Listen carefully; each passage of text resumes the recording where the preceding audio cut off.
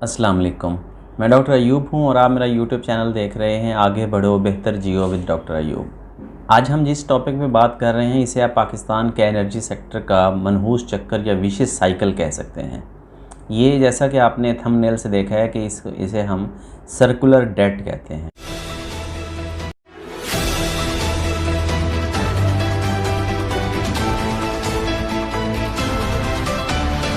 बज़ाहिर काफ़ी कंफ्यूजिंग सा टॉपिक है, लेकिन बिलीव मी इतना कंफ्यूजिंग नहीं है जितना कि इसको महसूस किया जाता है। इसको अंडरस्टैंड करना या इसका कॉन्सेप्ट समझना बहुत ही सिंपल है। ये बिल्कुल ऐसे ही है जैसे अगर आपने किसी मोहल्ले की एक छोटी सी शॉप देखी हो। उस मोहल्ले की शॉप के आपने देखा कि आम तौर पर जो उस मोहल्ले के घर होते हैं वही उनके कस्टमर्स होते हैं, वही उनको आम तौर पे उधार पे चीज़ें लेते हैं, मंथ एंड पे या जब उनके पास पैसे इनकम आती है तो तब वो उसको पे करते हैं। वो जो मोहल्ले के दुकानदार होते हैं वो शहर की किसी बड़ी दुकान के भी उधार के कस्टमर्स होते हैं। और इसी तरह वो जो शहर की बड़ी शॉप वाला बड़ा दुकानदार है वो मंडी के किसी बड़े ताजिर का उधार का ग्राहक होता है, वो वहाँ से उधार पे लेता है। और अगर मंडी का वो ताजिर किसी बैंक से उधार लेके कारोबार कर रहा हो, वो जो कमर्शियल बैंक है वो सेंट्रल बैंक से लोन लेता हो या लोन देता हो, और सेंट्रल बैंक जो है वो गवर्नमेंट से लोन देती हो, और इस तरह गवर्नमेंट जो है वो एक्सटर्नल सेक्टर से दूसरे मुल्कों या मालियाती इदारों से लोन देती हो। मिसाल के तौर पर अगर हुकूमत पाकिस्तान IMF से लोन लेती है, जो सेंट्रल बैंक है वो हुकूमत से लोन ले और सेंट्रल बैंक आगे कमर्शियल बैंक्स को लोन दे, कमर्शियल बैंक जो है वो मंडी के ताजिर को लोन दें, मंडी का ताजिर जो है शहर की बड़ी दुकान वाले को लोन दे, और इसी तरह बड़ी दुकान वाला छोटी दुकान वाले लोन दे, और वो छोटी दुकान वाले अपने जो ग्राहक हैं उसके मंथली बेसिस पे या उनको उधार पे चीज़ें देता है। अब इस साइकिल को थोड़ा रिवर्स कर दें और ये सोचें, इमेजिन करें कि वो जो 15, 20 या 25 मोहल्ले के घर थे, यानी जो उधार लेते थे छोटी शॉप से, वो सब के सब उनको पैसे देने से इनकार कर दें, यानी वो छोटी दुकान वाले को वो 25 या 30 घर इनकार कर दें। उसे ये होगा कि वो बड़ी दुकान वाले के जो पैसे देने के काबिल नहीं रहेगा, बड़ी दुकान वाला ताजिर के पैसे देने के काबिल नहीं रहेगा, और ताजिर जो है वो कमर्शियल बैंक का लोन रिटर्न नहीं कर सकेगा, कमर्शियल बैंक सेंट्रल बैंक का लोन रिटर्न नहीं कर सकेगा, और इस सेंट्रल बैंक गवर्नमेंट का लोन रिटर्न नहीं कर सकेगा, और इसी तरह पे गवर्नमेंट जो है वो IMF का या दूसरे मुल्कों का लोन रिटर्न नहीं कर सकेगी। अगर अब इन सब को हम डिफरेंट स्टेजेस पे इन लोन को जमा कर लें तो ये सर्कुलर डेट बन जाएगा। यानी एक ही लोन है, एंड यूज़र ने इनकार किया पेमेंट करने से और सब का लोन पाइल अप होता चला गया। इसी तरह सर्कुलर डेट का कॉन्सेप्ट है पाकिस्तान में कि एक जो एंड यूज़र है जिसकी तरफ से रेवेन्यू इतना कलेक्ट नहीं हुआ जितना के बनता था, यानी उन्होंने बिजली ज़्यादा इस्तेमाल की लेकिन उनका रेवेन्यू की कलेक्शन उतनी नहीं थी एंड यूज़र से, तो वो डिस्ट्रीब्यूशन कंपनी है वो ट्रांसमिशन कंपनी को पे नहीं कर सकती, और ट्रांसमिशन कंपनी जो है पावर जनरेटिंग कंपनी को पे नहीं कर सकती, पावर जनरेटिंग कंपनी जहाँ से वो ऑयल लेते हैं वो उनको पे नहीं कर सकती। इसी तरह वो फिर हुकूमत को या जहाँ से उन्होंने लोनिंग की हुई है या जहाँ से उन्होंने एग्रीमेंट किया हुआ है वो उनको पे नहीं कर सकते। जो एनर्जी सेक्टर की सप्लाई चेन डिस्टर्ब हुई उससे लोन ऐसे पाइल अप होता चला गया। यानी एक साइकिल की फॉर्म में ये जितनी बिजली की कंजम्पशन थी उतना रेवेन्यू कलेक्ट नहीं हुआ।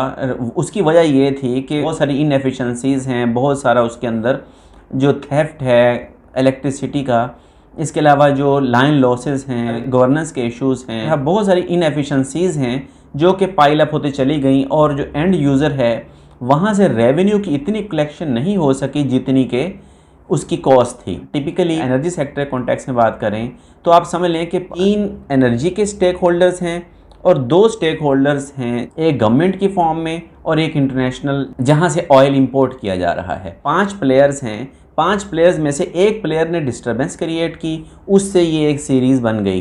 पहला प्लेयर इसके अंदर जो ऑयल जहां से इंपोर्ट किया जा रहा है वो है, दूसरा प्लेयर इसके अंदर गवर्नमेंट है, तीसरा प्लेयर जो पावर जनरेशन या एनर्जी जनरेशन कंपनीज़ हैं, चौथी ट्रांसमिशन है, पांचवा जो है वो डिस्ट्रीब्यूशन कंपनीज़ हैं। डिस्ट्रीब्यूशन कंपनीज़ उतना रेवेन्यू कलेक्ट नहीं कर सकती एंड यूज़र से जितना कि उनका बनता है, जितनी कि उसकी कॉस्ट है प्रोडक्शन की और ट्रांसमिशन की। अब प्रोडक्शन और ट्रांसमिशन की कॉस्ट ज़्यादा है, रेवेन्यू कम कलेक्ट हो रहा है, जो डिफरेंस है वो बढ़ता चला जा रहा है।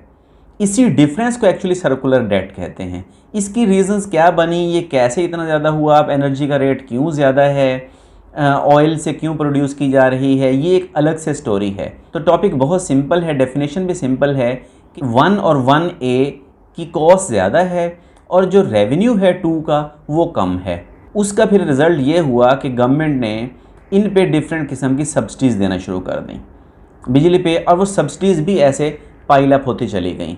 अब एक तरफ सब्सिडीज़ हैं, एक तरफ पावर जनरेशन कंपनीज़ को अदायगियाँ नहीं हो रही, ट्रांसमिशन को अदायगियाँ नहीं हो रही, क्योंकि डिस्ट्रीब्यूशन में बहुत से प्रॉब्लम्स हैं, बहुत सारे इश्यूज़ हैं। 1990s में इस कॉन्सेप्ट से कोई भी वाकिफ़ नहीं था या इसका कोई आइडिया नहीं था, लेकिन ये 2000 में बहुत प्रोमिनेंट हो गया कॉन्सेप्ट।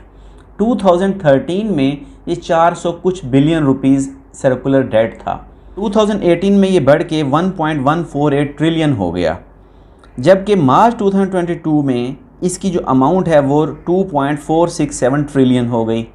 467 ट्रिलियन का मतलब ये है कि 2467 अरब रुपए बन गया।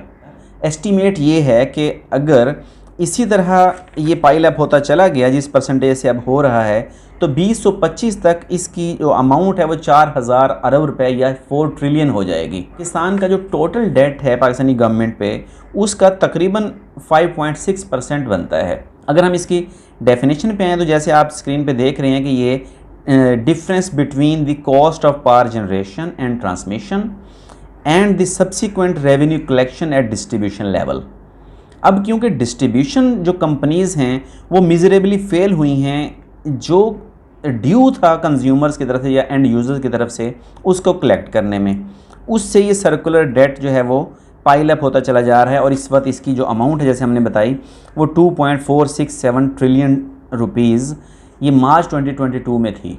10 to 15% के हिसाब से इसमें इंक्रीज़ होता चला जा रहा है। एनर्जी की प्रोडक्शन जो है वो LNG के साथ, IPPs के साथ हो रही है। IPPs की एक अलग दास्तान है कि IPPs ने के साथ कैसे महंगी बिजली के एग्रीमेंट किए गए, कैसे उनकी कैपेसिटी पर उनको पेमेंट की और सब्सिडी का प्रॉमिस किया गया। तो अब हम क्विकली ये देख लेते हैं कि इसका हल क्या है, क्योंकि ये हमने जैसे पहले कहा कि ये गवर्नेंस का इशू है, इसे हम डीप स्ट्रक्चरल इशू कह सकते हैं। इसमें बहुत सारी ऑपरेशनल कमर्शियल इनएफिशिएंसी इन्वॉल्व है। जो पॉलिसी जनरेशन साइड पे वो फ्लॉड पॉलिसी है। इसी तरह जो सब्सिडीज़ का सिस्टम है डिमांड साइड पे वो इर्रेशनल है, यानी उसकी कोई लॉजिक कोई तुक नहीं बनती। यही वजह है कि IMF ने इनको कहा है कि इसकी सब्सिडी ख़त्म की जाए। अगर आप महंगी बिजली प्रोड्यूस कर रहे हैं तो महंगी बिजली ही आवाम को कंज्यूम करनी चाहिए। अगर पॉलिटिकल फ़ायदों के लिए इस पर सब्सिडी देना बंद करें, और सब्सिडी देना अगर बंद करते हैं तो तेल से या कोयले से जो बिजली प्रोड्यूस की जा रही है वो बहुत महंगी है। जो बिजली प्रोड्यूस करने के सस्ते ज़राए हैं उन पे नहीं अमल किया जा रहा है। जैसे आप देख रहे हैं कि जो पाकिस्तान में इलेक्ट्रिसिटी की जनरेशन का जो 60,000 मेगावाट पोटेंशियल है वो वाटर के साथ है, और जो 50,000 मेगावाट पोटेंशियल है वो विंड के साथ है। लेकिन हम इन सोर्सेज से बहुत कम बिजली प्रोड्यूस कर रहे हैं। रीन्यूएबल एनर्जी के सोर्सेज हैं उनसे भी हम बहुत कम बिजली प्रोड्यूस कर रहे हैं। नतीजा ये है कि जो हमारा एनर्जी प्रोडक्शन का ज़्यादा हिस्सा है वो थर्मल से यानी तेल वगैरह से आता है, और तेल क्योंकि हम इंपोर्ट करते हैं उसका डबल लॉस है। एक तरफ हमें कसीर ज़र मुबादला ख़र्च करना पड़ता है, और दूसरी तरफ हमें महंगी बिजली के साथ हम क्योंकि बहुत सारी चीज़ें प्रोड्यूस करते हैं उनकी कॉस्ट ऑफ प्रोडक्शन भी बढ़ जाती है, जिससे हम इंटरनेशनल मार्केट में जहाँ पे हम वो चीज़ें भिजवाते हैं वहाँ पे कंपटीशन नहीं कर सकते, क्योंकि हमारी कॉस्ट ऑफ प्रोडक्शन ज़्यादा है महंगी एनर्जी होने की वजह से। दूसरे ममालिक वहाँ पे जो प्रोडक्शन भिजवाते हैं अपनी, उनकी कॉस्ट ऑफ प्रोडक्शन कम है, क्योंकि उनके पास पानी से बिजली पैदा करने, हवा से बिजली पैदा करने और सोलर वगैरह से वो चीज़ें बना के वहाँ भिजवाते हैं।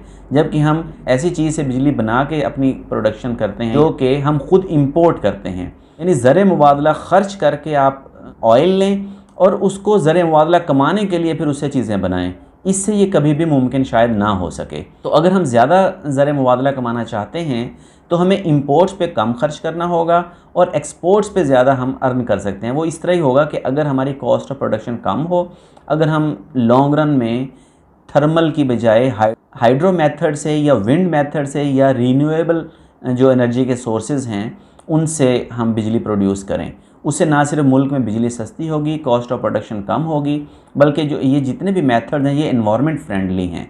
जो कोयले का मेथड है या जो तेल का मेथड है ये एनवायरनमेंट फ्रेंडली नहीं है। इससे हम अपनी अगली नस्लों में भी जो जेनेटिकल चेंजेस हैं वो कर रहे हैं। तो जिन जिन इश्यूज़ की वजह से ये मसला पैदा हो रहा है वो इश्यूज़ रिमूव कर दिए जाएँ। मिसाल के तौर पे जो ऑपरेशनल इनएफिशिएंसीज़ हैं उनको हम ठीक कर सकते हैं। जो इनोवेटिव मेथड्स हैं, स्मार्ट मीटर्स हैं, या जो टेक्नोलॉजी का एक्सेसिव यूजेज है, उसके साथ हम लाइन लॉसेस और उस पे जो इलेक्ट्रिसिटी का थेफ्ट है उसको रोका जा सकता है। करप्शन और बैड गवर्नेंस को मैनेज किया जा सकता है। पानी से या हवा से या सोलर मेथड से अगर बिजली प्रोड्यूस करनी है तो उसके लिए थोड़ा लॉन्ग रन के लिए उसके लिए हैवी इन्वेस्टमेंट्स चाहिए, तो उनके लिए भी लॉन्ग रन में पॉलिसी